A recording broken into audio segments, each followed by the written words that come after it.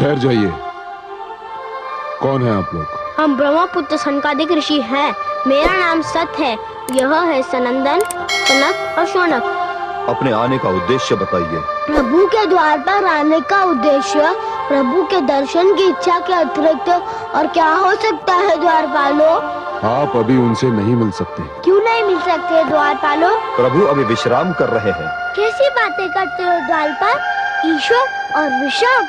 ईश्वर कभी विश्राम नहीं करते। यदि ईश्वर विश्राम करने लगे तो सृष्टि का सारा काम का ठप हो जाएगा। तुम हमें जाने दो। विचित्र प्राणी हैं आप। एक बार आपसे कह दिया कि आप अभी उनसे नहीं मिल सकते, तो आप लौट क्यों नहीं जाते?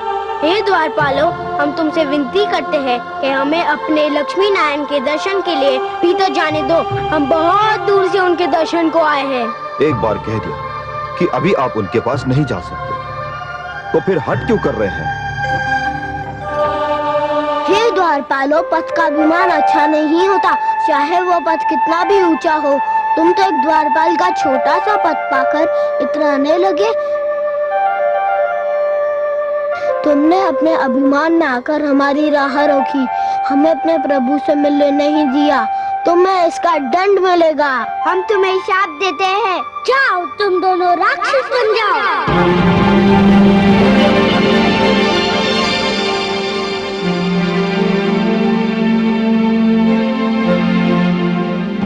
हे ऋषिगण, विष्णु लोक में आपका स्वागत है। हे प्रभु, इन ऋषियों ने हमें श्राप दे दिया। हम तो केवल अपने कर्तव्य का पालन कर रहे थे प्रभु। कर्तव्य पालन? कर्तव्य पालन का अर्थ यह तो नहीं कि आप मेरे और मेरे भक्तों के बीच दीवार बन जाएं। आप दोनों से घोर अपराध हुआ है और इस अपराध का दंड तो मिलना ही था। हे जय, हे विजय, जिस प्रकार वृक्ष और उसकी जड़ का नाता कोई नहीं तोड़ सकता, उसी प्रकार मेरे और मेरे दर्शनाभिलाषी के बीच कोई नहीं आ सकता। मेरे दर्शनार्थी मेरी संपत्ति हैं जय, और स्वयं मैं उनकी संपत्ति हूं। हम दोनों का एक दूजे पर समान अधिकार है। जब भी कोई ईश्वर और भक्त के बीच आने का प्रयास करेगा, किसी न किसी रूप में अवश्य दंड पाएगा।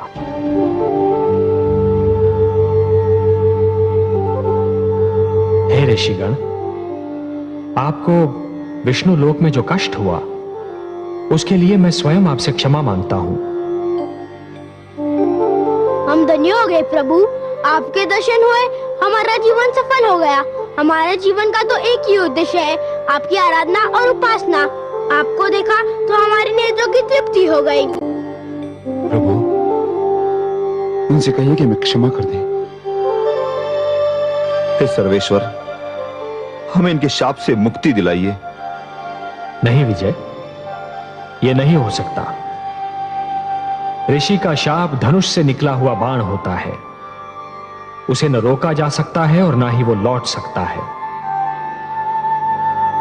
हे ऋषिगण, मैं आपसे यह तो नहीं कह सकता कि आप इन दोनों को अपने श्राप से मुक्त कर दीजिए। इन मूर्खों से जो भूल हुई है उसके लिए वो दंड के पात्र तो हैं, पर इन्हें यह तो बताइए कि इन्हें यह दंड कब तक भोगना होगा।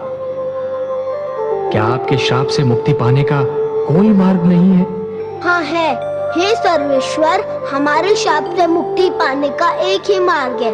आपके द्वारपाल जय और विजय को हमारे शाप के कारण 3 बार राक्षस योनि में जन्म लेना होगा और तीनों बार आपसे वैर करना होगा, और वो तीनों जन्मों में आपके हाथों मृत्यु प्राप्त करनी होगी। पहले जन्म में जय और विजय हिरण्याक्ष और हिरण्यकशिपु बनकर जन्मेंगे और आपके हाथों मर जाएंगे।